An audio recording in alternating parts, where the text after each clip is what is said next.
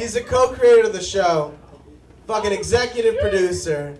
He's the lead writer. He's the director. Make some fucking noise, please. Hi Tonight Show. Season 3 finale. It's Eric Abbenante!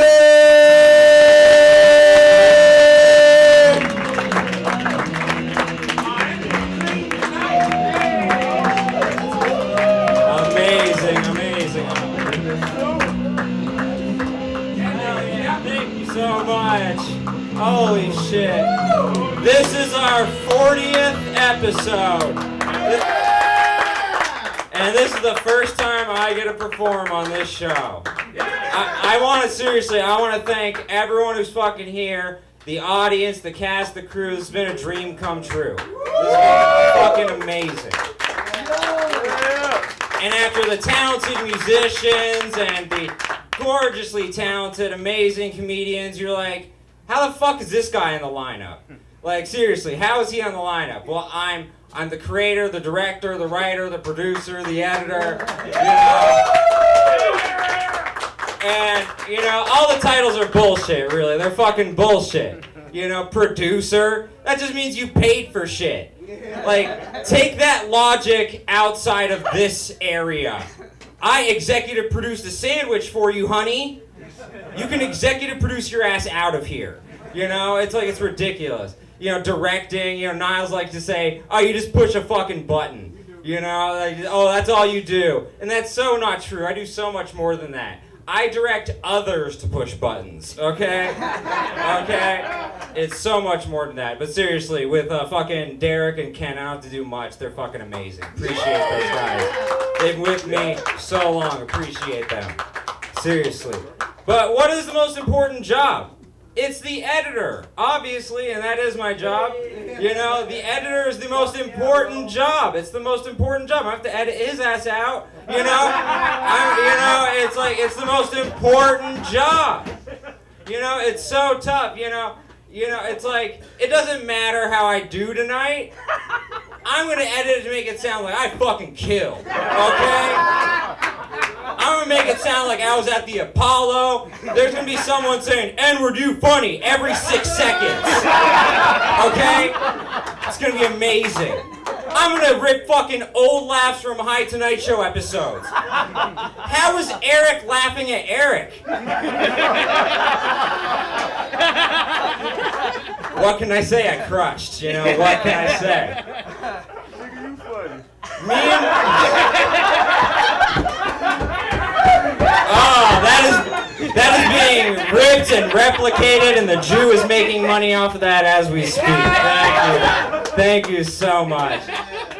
Victor and I, we created this show 2 years ago today. This was our first episode 2 years ago to this fucking day. How do we fucking do it? We smoke a lot of weed. That's how we do it.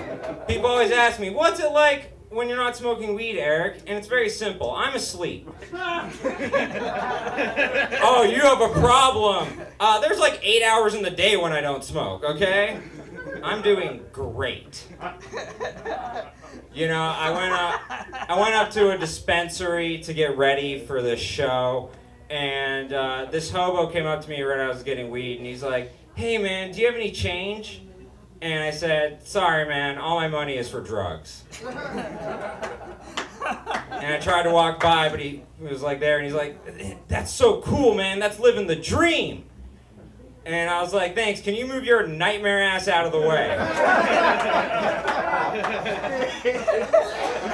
I am a Los Angeles comedian. I could be you in 2 days. Let me get my weed and move on. If that ever happens to you, a hobo's about to come up to you and ask for money, here's what you do. You just preempt them and you go, hey, do you have any change? They've never been asked this question in their entire lives. They'll be stunned into submission, and then they just move on. Fucking ask them if they have money. They don't. I mean, I'm a Jew. I can smell the money on you, okay? And homeless people really smell like they don't have money, okay? It's really bad. You know, the first time I smoked weed was in Utah, where I grew up. And when my friends brought over the weed, all they had was the weed. They didn't have anything to smoke it out of. Typical stoner shit. And so we were trying to figure out how to smoke, and I was thinking, like, I'm a Jew who grew up in Utah. Every Mormon who's ever met me has tried to convert me like I'm a rare Pokemon, you know, like, we get bonus points if we get the Jew, you know? And so I had Books of Mormon, like, thrown at me practically. So I thought about it, and I was like, I have papers. I have, like, 5 books of papers. Yeah. So I grabbed the Book of Mormon, and they're like, oh, just get one of the blank ones. Nah, fuck that. We're getting one of the holy pages. Nephites 420, okay? We're going deep. You know, you read that shit, rolled it up, we smoked it, and we didn't get high at all. Because Mormonism is a fake religion. It's fake news, it's bullshit. And I know most of you are like, God, I hate listening to this guy's voice. It's the most annoying voice in the world. Why did he even get to do one episode? And here's the thing. Like, you know, people go through my set and they're wondering, like, what the fuck is this guy's voice? Like, I've heard it before. Where have I heard it before? And I'll tell you, I sound like Squidward from SpongeBob. Sponge. You know, I sound just like him. And I'll let you in on a little secret. When they made Squidward from SpongeBob, they were just like, hey, let's make a Jew and then throw him in the ocean. And that's how Squidward was made. I mean, think about it. Big nose, big as fucking possible. Lives in an Easter Island head. Another head with a gigantic nose. Like, okay, we get it. Jews have big fucking noses, I get it. I literally can't even open my eyes without seeing my nose. Like, I get it, we have big fucking noses. You know, all he does is complain. You know, he hates fun. He sounds like me. And he's a squid, so he squirts ink, so that's pretty much saying, like, being a lawyer or contract litigation. Like, that's really what it is. He's a fucking Jew. You know, but I grew up in Utah, and, you know, I had, like, no life experiences, and I moved out here, and it's been so cool. I've had, like, so many different friends. And, like, you know, I've learned so much from them. Like, I learned so much from my black friends. Like, they're the only people in the world who do this. When they leave, they go, hey, stay safe. Like, white people do not do that shit. Okay, we don't do that shit. When we leave, we go, when they leave, they go, hey, stay safe. And I'm like, I'm white, you stay safe. You're safer when you're around me. That's how fucking tough it is to be a black person in America. You have to fucking give your friend directions before you leave. All right, go on La Brea, make a left, stay safe. Fucking ridiculous. White people, we don't have to do that shit. We don't go stay safe. We just say, bye. See your ass later. See your ass later, because the cops don't kill us at random fucking times. See ya, Braxton. See ya, Kelly. You know, it's like, it's fucking ridiculous. And, you know, speaking of stay safe, I wrote this bit about guns like 3 years ago, and I had this comedian come up after I did it once, and he's like, are you worried that bit is going to stay relevant? You know, I have a feeling. I have a feeling it's going to stay relevant. Just today, and I checked this at noon, I don't know if it's updated, there were 4 mass shootings in America. 4. From California to Alabama. There were 4 of them. At this point, the news should just be like, breaking news, there hasn't been a school shooting. There hasn't been a mass shooting. And we'd be like, wow, this is a great day in America. We're the best. We're number 1.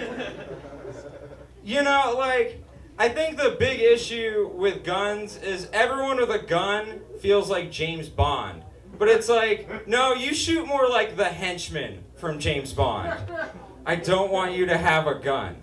Like, we're all, like, fucked up and intoxicated. Like, we're at High Tonight Show. You know? I don't want any of us to have a gun. Especially Bird versus Bear. You know, like, Jesus Christ. There's so many people here, I don't want to have a gun. I mean, think about it. Everyone you know is either getting intoxicated all the time or withdrawing from being intoxicated all the time. I don't want anyone to have a fucking gun. There's this movement, we need to arm the teachers. Let's arm the teachers. Oh, that's a great idea. Let's give them a second job they fucking suck at. Oh, brilliant. They don't even fucking teach. I had this one teacher, he showed a movie 6 days in a row. And by the 6th day I realized, oh, he's going through a divorce. I don't want him to have a gun. You're my ex-wife, die, die, die. I don't want that. I don't want that. I had this other teacher who was so adamant about it. Oh, if I had a gun, I could teach you. Mrs. Bush, you remember her ass. And, you know, she was so adamant. Oh, if I had a gun, I could protect your ass. Bitch, I've seen your ass trip upstairs. Okay, you are not Jack Bauer. Okay? I don't want you to have a gun. We pay teachers $30,000 a year and we're giving them guns. If they're smart, they'll use it on themselves. Okay? $30,000 a year. We can't even pay them enough to not fuck the students.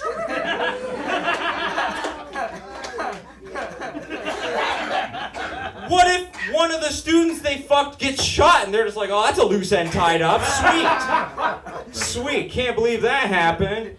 Can't wait. I mean, what I'm saying is if you do the math, they're going to use the gun to fuck the kids or they're really going to fuck the kids with the gun. You know, that's all I'm saying. You just got to watch out for it. You know, I'm telling you, it's coming. There's going to be a news story and you're going to see it. I'm telling you. But, you know, it's just fucking crazy. Like, it's gotten to the point, there was this woman at Home Depot. She saw someone who she thought was shoplifting. And so she just started shooting. She, like, deputized herself. She nearly killed multiple people.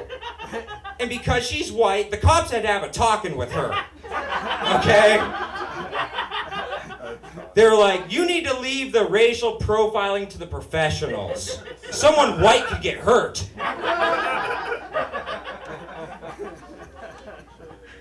You know, in 2018, there were more high school students gunned down in America than military people overseas. It's gotten to the point, foreign exchange students are like, yeah, I did 2 tours in America. It was fucking crazy. I did one in Texas and it was insane. How did you survive? You know, I was just really nice to the terrorists. I mean white people, I mean terrorists. I was really nice. But I'll leave you here on this. You know, you can see the hypocrisy in the gun debate with the wall. You can see it just there. You know, Democrats, when they wanted gun control, they said, you know, even if it stops just a little bit of mass shootings, you know, it's so worth it. You know, and then Republicans say, oh, you can't stop all of them. But when they want the wall, oh, if you stop only a small percentage of drugs, it's so worth it. And if the Democrats had any goddamn brains, their response would have been, what the fuck? That was our fucking argument the whole time. But they don't. We have, you know, Trump is a president, you know the whole story. But, you know, people wonder, why do we stop, you know, drugs more than guns? Why do we stop drugs more than guns? Big Pharma, Big Pharma. Big Pharma only made $7 billion last year. Guns, $56 billion last year. The only reason the government cares about you overdosing on fentanyl is because you haven't bought a fucking gun yet. They're just waiting on that day. This is a dream come true, man. Thank you fucking guys so much. Thank you. As it goes, Eric Abbenante!